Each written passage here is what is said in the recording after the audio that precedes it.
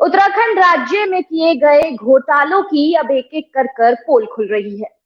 UK triple SC paper leak मामला हो या फिर विधानसभा भर्ती घोटाला, अंकिता हत्याकांड हो या फिर अब ये 200 करोड़ रुपए की मनी लॉन्ड्रिंग का मामला, इन सब घटनाओं में एक आम बात है।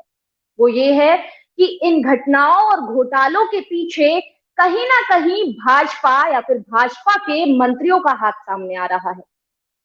तो इसी विषय पर आज चर्चा करने के लिए हमारे साथ सुजाता पॉल जुड़ गई हैं। सुजाता जी, बहुत बहुत स्वागत है आपका नेशन वन पर। धन्यवाद। सुजाता जी, जैसा कि अभी हमने सुना है कि 200 करोड़ रुपए की मनी लॉन्ड्रिंग में पूर्व मुख्यमंत्री रहे त्रिवेंद्र सिंह रावत के पूर्व औद्योगिक सलाहकार के.एस. पवार की पत्नी का नाम सामने आ रहा है, क्या कहना चाहेंगे? देखिए, ये भ्रष्टाचारियों की सरकार है और 2017 से ही भ्रष्टाचार की अति होते हुए हमने देखी है। अगर मैं ये कहूं कि उसके पहले ही जिस तरह से कांग्रेस पार्टी की सरकार को कमजोर करने की कोशिश भारतीय जनता पार्टी 2016 में करते हुए दिखाई दी थी, तो आप बताइए कि क्या इसको झुटलाया जा सकता है कि इन सब चीजों के लिए पैसा इकट्ठा करने की जरूरत होती है भ्रष्टाचारियों को, तो भ्रष्टाचार करके ही ये करते हैं। और वही भ्रष्टाचार है जो पूर्व मुख्यमंत्री और प्रचंड बहुमत की भाजपा की 2017 की सरकार जो इस वक्त कंटिन्यूएशन में चल रही है, उसके मुख्यमंत्री, राज्य के मुख्य नहीं, वे केवल अपनी पार्टी के या भ्रष्टाचारियों के मुख्यमंत्री है। मैं बात कर रही हूँ त्रिवेंद्र सिंह रावत की। त्रिवेंद्र सिंह रावत के जो इंडस्ट्रियल एडवाइजर है, उन्होंने जिस कंपनी से इस्तीफा दे दिया था एज डायरेक्टर, उसमें उनकी पत्नी आती है और भी बहुत सारे रिश्तेदार आते हैं। 2017 से कौन था मुख्यमंत्री? Trivendra Singh Rawat. Industrial adviser K S. Pawar पर कई मामलों में बार बार नाम आता था, और वो किसके थे एडवाइजर? त्रिवेंद्र सिंह रावत के। जब के.एस. पवार की पत्नी के इस मामले के बारे में अगर हम बात करें और जिस तरह से इसका खुलासा हुआ, तो सबसे पहले जो खबर आई वो यही थी कि आरबीआई ने इसके बारे में एक रिपोर्ट दी है हमारी सरकार को दिसंबर 2020 में। कौन था मुख्यमंत्री? त्रिवेंद्र सिंह रावत। तो इस वक्त आप अगर त्रिवेंद्र सिंह रावत जी को देख रहे हैं, वो जगह जगह आके आजकल प्रेस कॉन्फ्रेंस कर रहे हैं, तमाम बयान दे रहे हैं और बता रहे हैं कि भाई उनका नाम बदनाम करने की कोशिश करी जा रही है, क्योंकि उनके मुख्यमंत्री रहते हुए ये भ्रष्टाचार हुआ। कैसे? जिस कंपनी में से के.एस. पवार निकल गए और फिर वो इंडस्ट्रियल एडवाइजर बन गए, उस कंपनी में उनकी पत्नी आ गई। 2017 से 2020 के बीच में ये 185-200 करोड़ का घोटाला हुआ। इसमें क्या क्या इसमें इन्होंने करीबन 4050 लोगों के कई लोगों के 50,000 के करीब लोगों के इन्होंने जिस तरीके से मैंने सुना है कि आरडी और एफडी बनाई, क्योंकि उन्हें काले धन को वाइट करना था। तो जो सरकार कहती आई है 2014 से कि हम तो भ्रष्टाचार मुक्त भारत देंगे, हम तो जीरो टॉलरेंस की सरकार देते हैं, और वहीं पर एक संघी को बैठाया जाता है मुख्यमंत्री की कुर्सी पर जिसका नाम है त्रिवेंद्र सिंह रावत, बैठाते हैं नरेंद्र मोदी। और नरेंद्र मोदी जब कहते हैं कि बाहर से काला धन आएगा, सबके अकाउंट में 15-15 लाख जाएंगे, तो वो ये नहीं बताते कि ये जो 15-15 लाख की बात कर रहे हैं, दरअसल ये 15-15 लाख उन्हीं के नेताओं के खाते में जाएंगे, बाहर से नहीं आएंगे। जो यहाँ पे काला धन है उसी को व्हाइट मनी बनाया जाएगा। अब अगर ईओडब्ल्यू से अगर ये जिसे कहते हैं कि जांच कराई जा रही है, तो सवाल ये उठता है कि 2020 में जब काजी निजामुद्दीन, जो उस वक्त कांग्रेस के विधायक थे मंगलौर से, उन्होंने इस मुद्दे को उठाया था, और उसके तुरंत बाद आपको याद है कि फरवरी के महीने में त्रिवेंद्र सिंह रावत की छुट्टी हो गई। और कैसे छुट्टी हुई वो आपने और मैंने देखा। उनके ऊपर भ्रष्टाचार के एक और आरोप थे, जिस मैटर में वो सुप्रीम कोर्ट में गए थे, आज तक उसकी सुनवाई नहीं करवाई उन्होंने, क्लीन चिट प्राप्त नहीं किया, यानी कि उस मैटर में भी भ्रष्टाचार और इस मैटर में भी भ्रष्टाचार। तो मुझे बताइए, इस वक्त जांच जो है, जांच के घेरे में क्या पूर्व मुख्यमंत्री त्रिवेंद्र सिंह रावत है या केवल हम के.एस. पवार की ही बात करेंगे? तो जरूरी है कि ईओडब्ल्यू इस वक्त हिरासत में ले पूर्व मुख्यमंत्री त्रिवेंद्र सिंह रावत को और उनसे पूछताछ करे, क्योंकि उनके कार्यकाल में अगर इस कंपनी के 200 करोड़ रुपए बन गए तो यानी कि घोटाला सीधे सीधे उनकी नाक के नीचे हुआ और वो उन्होंने होने दिया। और दूसरी बात कि उनको हटाया गया क्योंकि ये सारे भ्रष्टाचार वो कर रहे थे और ये भारतीय जनता पार्टी जानती थी कि अब जो मैसेज है वो गलत जाने वाला है, इसे फटाफट हटा दो। मगर हटाने से काम नहीं चलता, जवाबदेही ये शब्द केवल नहीं है, ये लोकतंत्र का एक बहुत मजबूत जिसे कहते हैं फाउंडेशन स्टोन है कि जवाबदेही जनता के नुमाइंदों की होती है। लेकिन मुझे नहीं लगता कि धामी जी के अंदर इतनी हिम्मत है या ईओडब्ल्यू के अंदर इतनी हिम्मत है कि वो त्रिवेंद्र सिंह रावत जी के कॉलर तक अपना हाथ क्या अपनी उंगली तक पहुंचा दे। तो ये भ्रष्टाचार हुआ है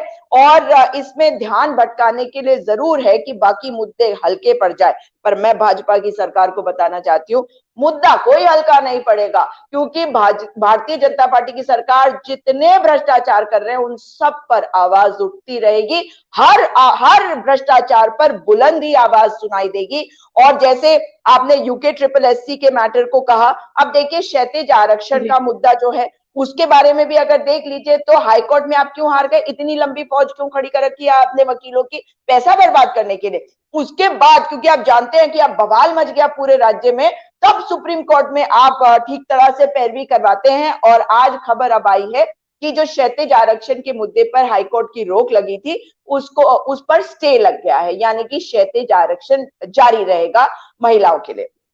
तो सरकार को बताना होगा कि त्रिवेंद्र सिंह रावत पर कार्रवाई कब होगी, कौन करेगा कार्रवाई। ऋषिभा जी, एक और चीज मुझे ध्यान आई तो आपका एक आधा मिनट और लेती हूँ।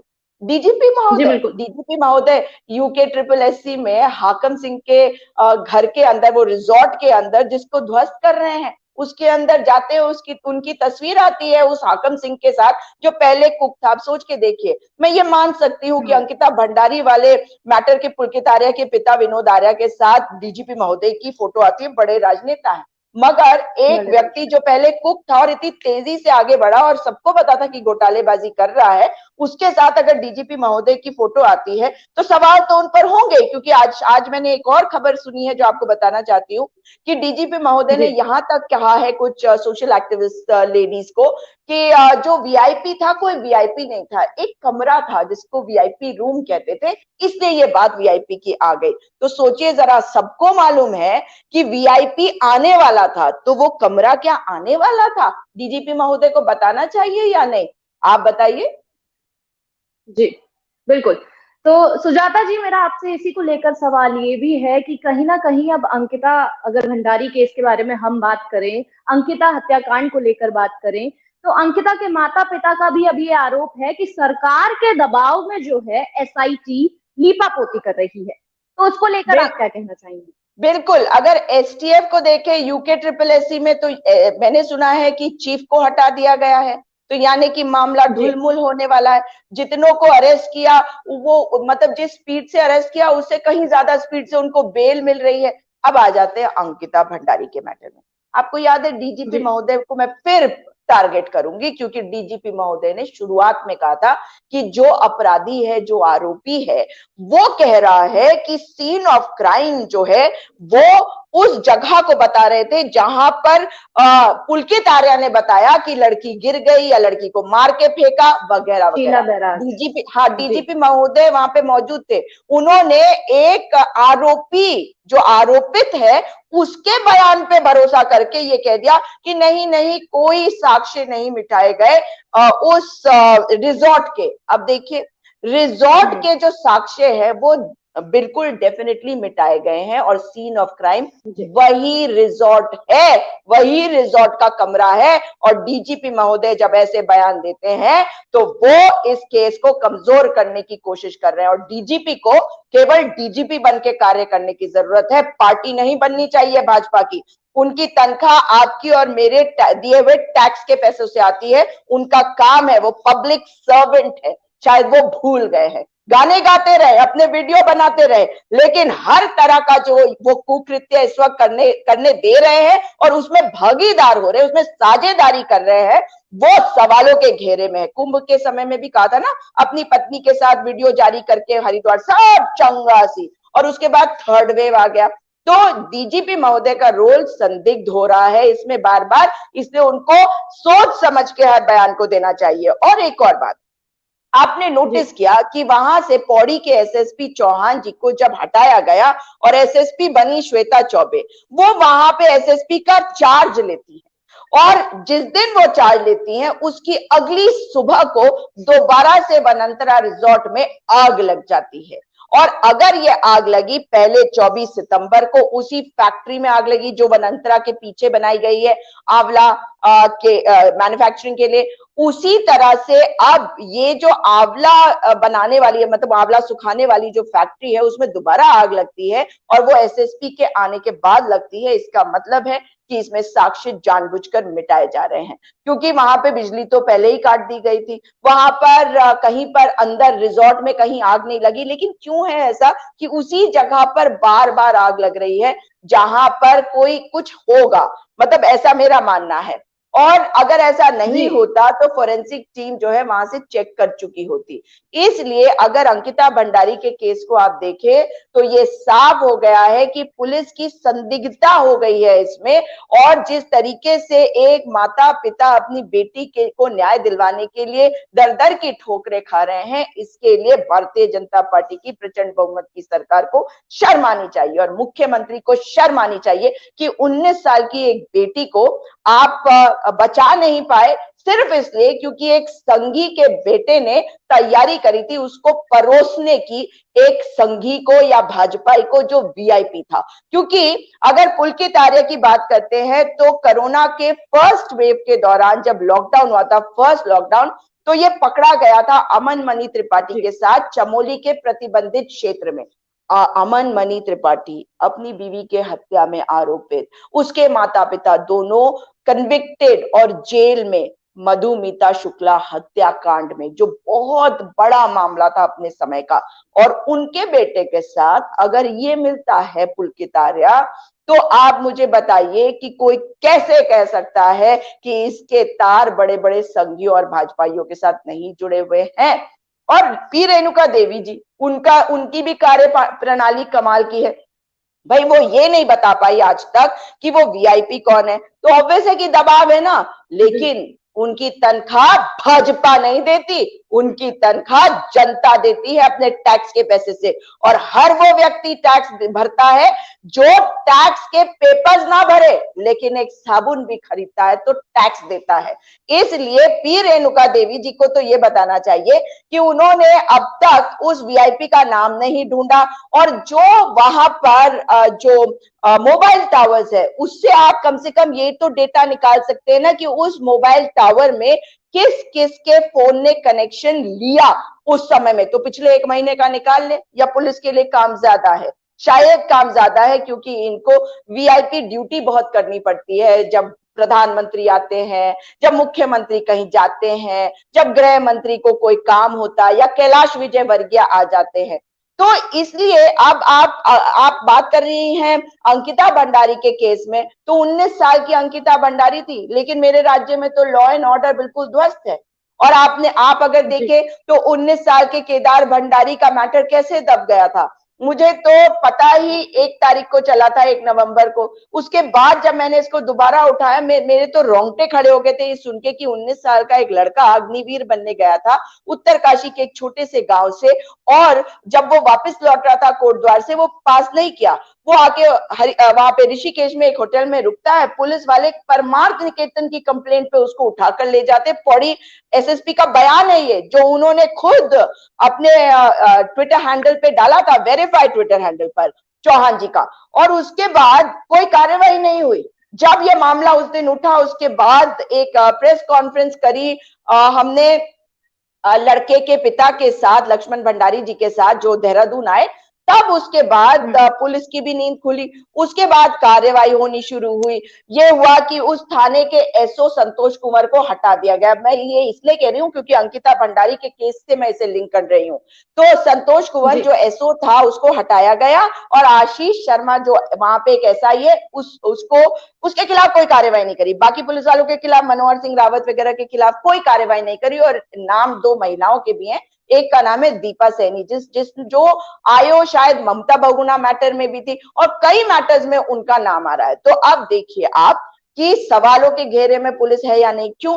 क्योंकि जिस एसओ को हटाया डीजीपी ने, उसके बाद जो सोयाल की रिपोर्ट थी, एएसपी सोयाल की, उस रिपोर्ट को उन्होंने खारिज कर दिया जो चौहान जी ने उन्हें सबमिट करी थी और उन्होंने डीआईजी के तहत एक जांच गठित कर दी। तो पहली दूसरी नवंबर से आज बताइए आप मेरे को 4 तारीख हो गई, अभी तक कोई कुछ नहीं आया उसमें। अब कल परसों की खबर आपको मैं बता रही हूं कि इस मैटर में एक एफआईआर दर्ज करने के आदेश माननीय सीजेएम कोर्ट ऋषिकेश ने दिए हैं, जिसमें संतोष कुंवर जिसको हटाया गया और एसआई आशीष शर्मा के खिलाफ एफआईआर दर्ज करने के लिए कहा गया। और ये भी कहा गया है कि और भी कोई इसमें उसका रोल होगा तो उसको भी आप ऐड कर सकते हैं, रिमूव कर सकते हैं। तो ये रिमूव करने के लिए तो तैयार रहेंगे क्योंकि डीजीपी महोदय का हाथ है, वहां पे एसएसपी श्वेता चौबे हैं। तो अब जो है इस केस को पूरी तरह से जिसे कहते हैं ना घोटालों की सरकार, अब घोटाले वाली कार्य को करेगी पुलिस के माध्यम से। मगर मैं संतोष कुंवर की बात इसलिए कर रही हूं क्योंकि संतोष कुंवर वही व्यक्ति है जो उस वक्त भी आपने टेलीविजन चैनल्स पर देखा होगा जब अंकिता भंडारी की स्टोरी ब्रेक हुई, क्योंकि वही वाली टीम थी जो कार्य कर रही थी। और फिर आपको याद है कि एसडीआरएफ ने अंकिता भंडारी के शव को निकाला था, जो ना तो फूली हुई थी, ना तो किसी ने उसको काटा था, किसी जानवर ने, ठीक ठाक थी, बस खाली जो घाव थे लड़की के, जो चोटें लगी थी वो थी। तो और फिर भी पुलिस ने किस तरह से माँ को बच्ची का शव दिखाए बिना उसकी अंत्येष्टि करी। तो किस पर सवाल उठेगा? पुलिस पर नहीं, क्योंकि डीजीपी महोदय जिस दिन ये हुआ आप खुद चेक कर लीजिएगा, उस दिन डीजीपी महोदय शाम को अपनी पत्नी के साथ रायपुर स्टेडियम में बैठकर क्रिकेट का मैच देख रहे थे। बरसाती मगर क्रिकेट का मैच जरूरी था। तो ये क्या बता रहा है कि उन्हें डीजीपी हमने बनाया, हम उनकी तनख्वाह के पैसे दे रहे हैं, वो जनता के लिए कार्य करने के बजाय जनता के खिलाफ कार्य कर रहे हैं। और बताती हूँ, ममता बहुगुणा का केस आपको पता है, आपको मालूम है कि जो पिछड़ा वर्ग है, जो पिछड़े लोग हैं, हमारे शोषित वंचित समाज के लोग हैं, उनमें कितना आक्रोश है। जगदीश चंद्र, ये नाम सब जानते हैं कि अल्मोड़ा में किस तरह से उसकी हत्या करी गई, सिर्फ इसलिए क्योंकि वो नीची जाति मानी जाती है इन उच्च जातियों वाले के द्वारा। हमारा संविधान नहीं कहता, वो हमारे लिए बिल्कुल हमारी तरह हमारा भाई था और उसकी हत्या कर दी जाती है। क्या मुख्यमंत्री ने उसकी पत्नी को कोई कॉम्पेंसेशन दिया? क्या उसके घर वालों से जाकर मुलाकात करी? नहीं करी। उत्तरकाशी की बेटी आपको याद है, 15 साल की पिंकी, जिसको रेप करा गया, जिस मैटर में इनके ही मंडल अध्यक्ष जो है उसने इस्तीफा दिया था। तो मुझे बताइए कि पिछड़े वर्ग के साथ और वो क्यों दिया था इस्तीफा? क्योंकि आरएसएस के ही एक व्यक्ति, एबीवीपी के ही एक व्यक्ति का इस पूरे मामले में हाथ था। उसके अलावा आप देखिए अभी हर्रावाला में भी एक एससी लड़की है, उसके साथ क्या हुआ है, उसका भी इसी तरह से रेप किया गया, मगर कोई नहीं पहुंचता क्योंकि ये फर्क करते हैं। प्रधानमंत्री ने अनेकता की बात नहीं करी जब एकता दिवस था, उस दिन एकता की बात करी। बिना अनेकता के भारत में कभी एकता हो ही नहीं सकती। इसलिए हमारे राज्य में जो कभी नहीं हुआ वो भाजपा की सरकार में हुआ। और पुष्कर धामी जी के समय में तो बच्चे सड़कों पर है, मगर जिस तरह से शोषण हो रहा है पिछड़े समाज का, जिस तरह से शोषण हो रहा है बच्चियों का, उसकी अति हो चुकी है। जो अप्रैल में एनसीआरबी का डेटा आया है उसी से साफ है कि क्राइम्स अगेंस्ट विमेन 30 से 36% के करीब बढ़ गया है। तो ये क्या बता रहा है कि कार्य इनसे कुछ नहीं हो रहा है। जी सुजाता जी, तो जैसा कि मैं आपसे जानना चाहूंगी कि लगातार जो भी घोटाले हो रहे हैं या घटना हो रही है वो कहीं ना कहीं उसमें बीजेपी का ताल्लुकात निकलकर सामने आ रहा है। तो ऐसे में क्या सीएम धामी एक जनता की उम्मीदों पर खरा उतर पाएंगे? जो सजा है आरोपियों को वो सही सजा दे पाएंगे? देखिए, आपने बड़ा अच्छा सा सवाल पूछा है।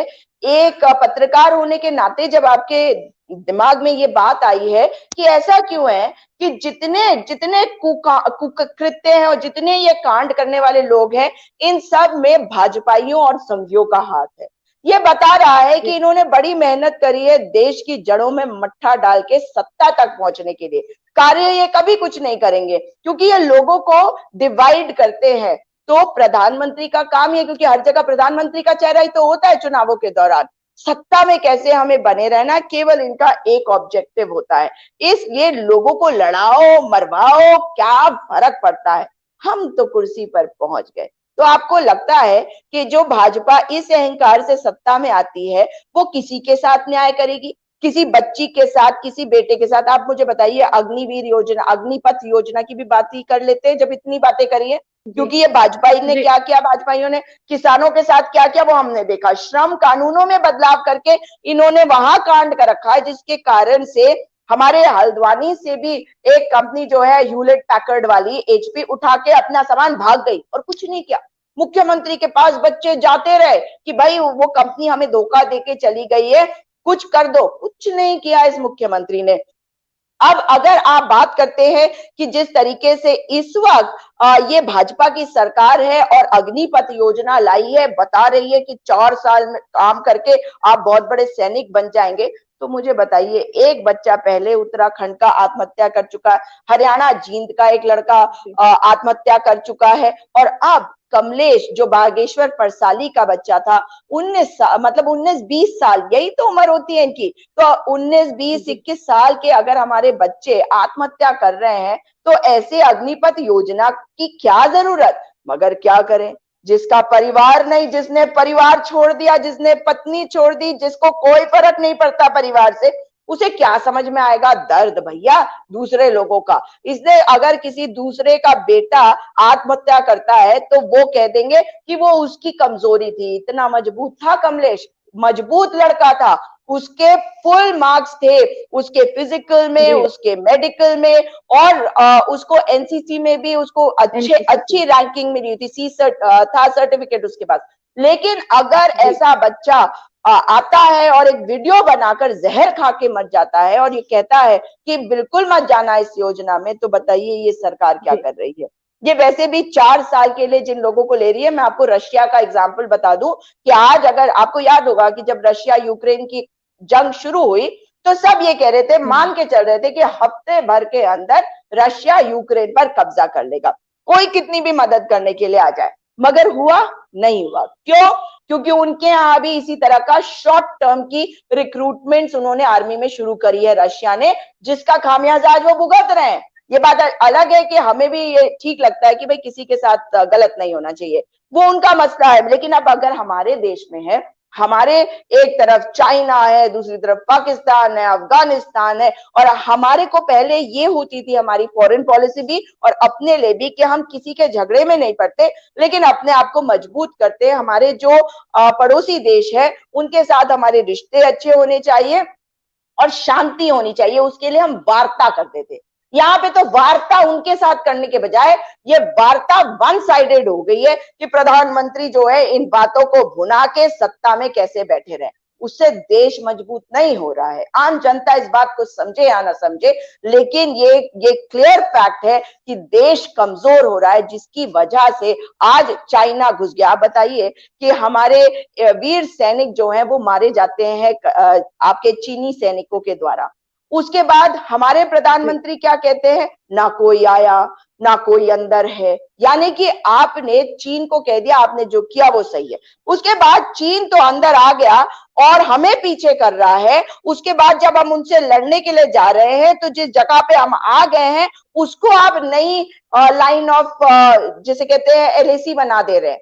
तो अगर ये जिस तरीके से आपने ये नई रेखा खींची है तो इसका मतलब आपने हमारे घर में पीछे करके अपनी जमीन वापस नहीं ली, हमें हमारे घर पे पीछे करके उनको कहा कि भाई रुक जाओ, जो तुम्हारे हाथ में आ गया चला गया। इसीलिए एक गांव बना लिया उन्होंने अरुणाचल प्रदेश के की जमीन पर, वो जो एरिया है वहां पर। वो अंदर कब घुसपैठ करेंगे, कैसे रोकेंगे ये, जब ये आपस में ही बस खाली इसी में लगे रहते कि हमें सत्ता में कैसे आना है। और सच्चाई ये है कि आज देश कमजोर इसीलिए हो रहा है क्योंकि इनके पास कोई पॉलिसी नहीं है। जो अग्निवीर आएगा उसके अंदर कितनी भावना होगी देश की सेवा करने के लिए। वो 4 साल है उसके पास, तो 2 साल वो ट्रेनिंग करेगा, उसके बाद जब वो वहां पहुंचेगा बॉर्डर पे, तब वो क्या सोच रहा होगा, वो सोच रहा होगा कि कैसे करके मैं अब आगे की जिंदगी करूंगा, है ना। और अगर भगवान ना करे कोई हादसा हो जाए तो उसके अंदर जोश इतना होगा कि उसको तो बस इन्होंने कर दिया, उसका तो हो गया काम ना, वो तो सैक्रिफाइस कर देगा अपनी जिंदगी को। लेकिन वो कमजोरी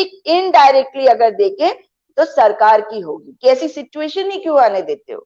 हमेशा से ही कहा गया कि हमने कभी किसी के साथ जंग नहीं लड़ी, अगर कोई हमारी तरफ आया तो हमने मुकाबला किया। लेकिन उसके पहले सरकारों का काम रहा कि ऐसी स्थिति कभी उत्पन्न ही ना हो कि कोई हमसे हमारी जमीन पर आकर जंग करने की कोशिश भी करे। तो वार्ता का जो रास्ता होता था वो चलता रहता था। अब क्या है, अब सरकार को फर्क नहीं पड़ता, वो है तो सही लड़के शहीद कर दो, नौकरी है नहीं देने के लिए। अगर कोई शहीद हो भी जाता है तो क्या फर्क पड़ता है इनको, भाई इन्होंने तो भुनाना है। जैसे पुलवामा के शहीदों को प्रधानमंत्री ने भुनाया और हमारा चुनाव आयोग सोता रहा, पीछे तस्वीर लगा के उनके नाम पर वोट मांगते रहे। बिहार गए तो आपको तब भी याद है कि किस तरह से वोट मांगते रहे हमारे जो गालवान के शहीद थे उनके नाम पर। ये राजनीति हो गई है। ये राजनीति इसलिए हो गई है क्योंकि ये लोकतंत्र में विश्वास नहीं करते, ये तानाशाही में विश्वास करते हैं। ये बपौती इन्होंने समझ तो ली देश को, ये बपौती नहीं है इनकी, ये तानाशाही नहीं है ये देश, ये लोकतंत्र है। और जनता एक दिन जिस दिन समझेगी उस दिन आप देखिएगा इनका क्या हाल होगा। और आज कांग्रेस पार्टी के नेता राहुल गांधी आप देखिए भारत को जोड़ रहे हैं, प्यार मोहब्बत। ये देश प्यार और मोहब्बत से चलता है क्योंकि ये विविधता का देश है। इसमें अगर आप विभाजन करने की कोशिश करेंगे बहुत आसानी से आप कर सकते हैं अगर आपने ये गंदे खेल को करना है। लेकिन आपके अंदर ताकत होनी चाहिए, आपके अंदर गैरत होनी चाहिए, जो हमारे प्रधानमंत्री के अंदर नहीं है। अगर गैरत हो ना, अगर हिम्मत हो और ताकत हो तो प्यार और मोहब्बत से चला कर दिखाए मोदी जी देश को। अभी तो है ना उनके पास 2 साल। चलिए सुजाता जी, बहुत बहुत धन्यवाद आपका हमारे साथ जुड़ने के लिए और बहुत बहुत शुक्रिया।